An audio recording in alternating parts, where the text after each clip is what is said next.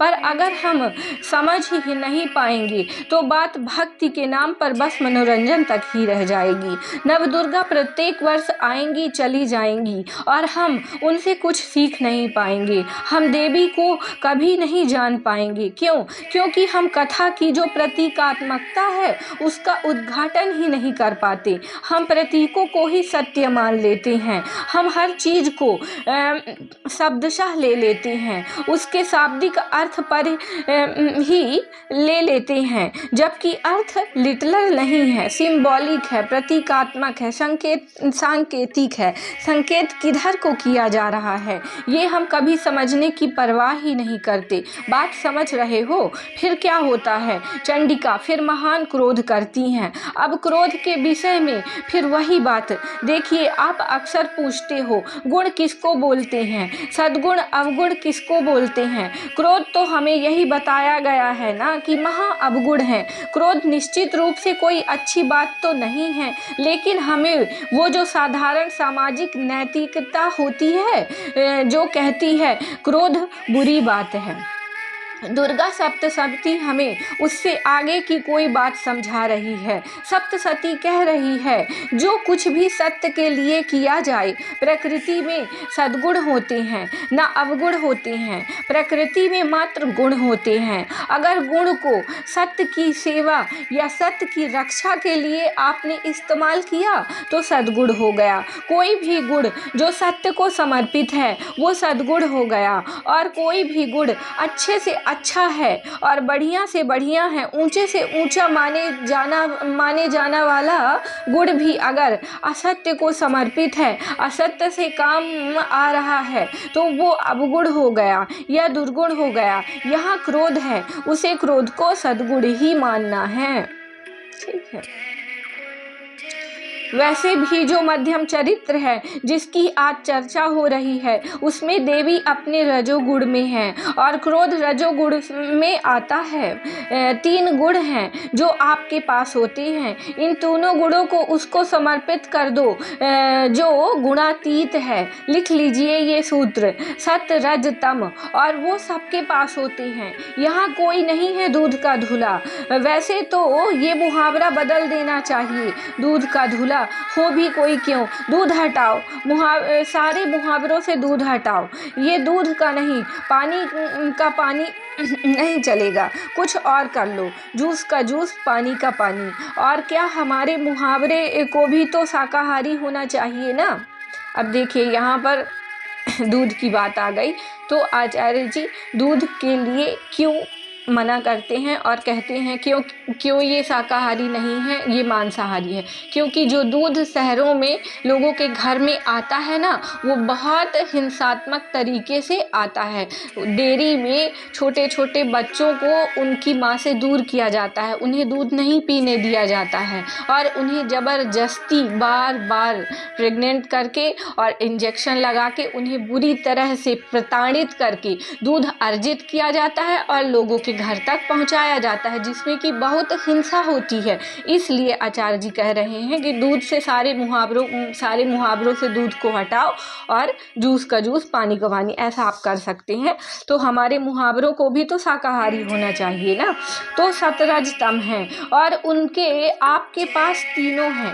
कोई नहीं होगा जिसके पास सिर्फ तामसिकता हो या सिर्फ राजसिकता हो, ऐसा कोई नहीं मिलेगा। कोई कह दे मैं बहुत बड़ा सात्विक आदमी हूँ, उसमें भी रज और तम होंगे ही, थोड़ा कम ज़्यादा हो सकते हैं पर होंगे, सब होंगे। इन तीनों को समर्पित कर दो गुणातीत को, और गुणातीत जो होता है उसी को सत्य, साक्षी, तुरीय, आत्मा, ब्रह्म बोलते हैं। मुक्ति इसी का नाम है। मुक्ति का ये मतलब नहीं है कि अब आपके पास कोई गुण नहीं बचेगा, कि मेरे पास पहले तमोगुण बहुत था लेकिन जब से मैंने फलाने गुरु जी की सेवा की है तब से मेरा तमोगुण समाप्त हो गया है। ऐसा कुछ नहीं होता। वो सब कुछ आपके डीएनए में बैठा है, कहाँ से समाप्त हो जाएगा। मुक्ति का अर्थ है ये सब गुणों को गुणातीत सत्य को समर्पित कर देना, इसको ही मुक्ति कहते हैं। यही गुणों से मुक्ति हुई। गुणों से मुक्ति ये नहीं है कि मेरे गुण समाप्त हो गए, गुण को ही विकार भी बोलते हैं। मेरे सब गुण समाप्त हो गए, ऐसा नहीं होता। मेरे सब गुण समर्पित हो गए, समाप्ति नहीं समर्पण, है ना। परमात्मा के प्रति, सत्य के प्रति अपने समस्त अवगुणों को समर्पित करके और वो जैसा बोले वैसा करें। अब देखो, कभी कभी कोई कहता है कि मुझे भगवान की प्रेरणा हो रही है और भगवान मुझे प्रेरणा दे रहे हैं सत्कर्म करने की। बिल्कुल, हर व्यक्ति के अंदर परमात्मा का वास होता है और वो परमात्मा का ही अंश होता है। और हर व्यक्ति को ईश्वर की प्रेरणा होती है। जब वो शांति से अपनी ध्यान अवस्था में बैठता है ना, तो उसकी जो अंतर आत्मा की आवाज़ होती है वो परमात्मा की आवाज़ होती है। फिर वो होती है ईश्वर की प्रेरणा। फिर उस प्रेरणा से जो कार्य होता है वो शुभ होता है, सत्य होता है ना। तो आत्मा परमात्मा, ठीक है। कोई चीज़ समाप्त नहीं होने वाली। जब तक आपका शरीर है तब तक ये सब चलेगा। क्रोध भी रहेगा, आंसू रहते हैं, निराशा रहती है, सब रहती हैं चीज़ें। इनको सबको समर्पित कर दो। आशा ममता जो कुछ भी है आपके पास, लड़ो मत उससे, समर्पित करो उसे। आशा है, आशा किसकी है? जैसे संत बोलते हैं, आशा एक हरि नाम की, और कोई आशा है नहीं हमें। संबंध ही बनाने हैं तो एक संबंध बना लेंगे। जाके सिर मोर मुकुट मेरो पति सोए, दूसरो न कोई। समर्पित कर दो, जो कुछ है सब रखेंगे, समर्पित करेंगे, लेकिन समर्पण सही जगह होना चाहिए। यही मुक्ति है। समझ में आ रही है बात? अब देखो, मीराबाई जो प्रभु प्रेम में मगन थी, तो अंततः व्यक्ति जो भगवान की भक्ति करता है ना, तो जब वो भगवान को पा लेता है, मतलब वो खुद को पा लेता है, ठीक है। तो भगवान की भक्ति और प्रेम करने का मतलब कहीं ना कहीं अपनी अंतर आत्मा से प्रेम करने को बोला जाता है, ठीक है। और जगत से नफरत करने को भगवान सत्य से प्रेम करने को नहीं बोला जाता। जब अपन सत्य से प्रेम करते हैं ना, तो जगत की हर वस्तु, हर चीज़ हमको भगवत में दिखाई देती है और हर चीज़ से हमको प्रेम होता है, ठीक है। किसी चीज़ की उपेक्षा कर देना सत्य से प्रेम करना नहीं होता है। हर चीज़ को सम्मान देना, अपने में समा लेना, उन्हें सत्मार्ग दिखाना, वो प्रेम होता है, ठीक है। तो प्रेम, भक्ति, आध्यात्म का ये अर्थ बिल्कुल मत निकालिएगा कि जगत की, रिश्तों की, परिवार की, संसार की उपेक्षा कर देना। नहीं, सबको सतमार्ग पर ले आना, खुद भी सतमार्ग पर चलना, ये होता है। अब गवर्नमेंट सरकारी स्कूलों में कितनी सुंदर एक प्रेयर हमेशा कराई जाती है। वो प्रेयर का जो एक एक वर्ड होता है, इतना पवित्र और इतना श्रेष्ठ होता है वो प्रेयर। थोड़ा सा मैं सुना देती हूँ कि वह शक्ति हमें दो दया निधि, कर्तव्य मार्ग पर डट जाएं और सेवा पर उपकार में हम निज जीवन सफल बना जाएं।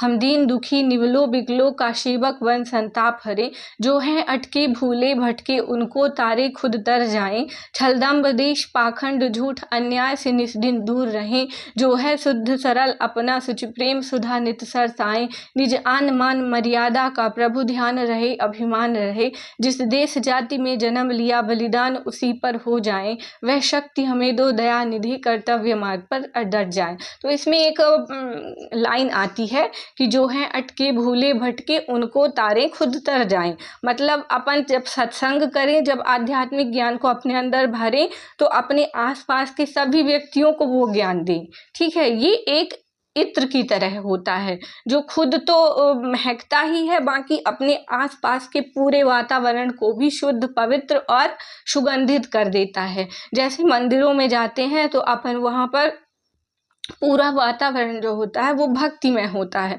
तो वहाँ पर जा करके लोगों को अच्छा फील होता है, इसलिए लोग वहाँ बार बार जाना पसंद करते हैं। इसी तरह एक संत पुरुष होता है, उसके पास इतनी डिविनिटी, दिव्यता, पवित्रता होती है कि लोग बार बार उनके पास जाना पसंद करते हैं। तो फिर एक समय ऐसा आता है कि शिष्य और गुरु दोनों एक हो जाते हैं, आत्मा और परमात्मा दोनों एक हो जाते हैं। अब आज की चर्चा यहीं तक, आगे की चर्चा नेक्स्ट डे।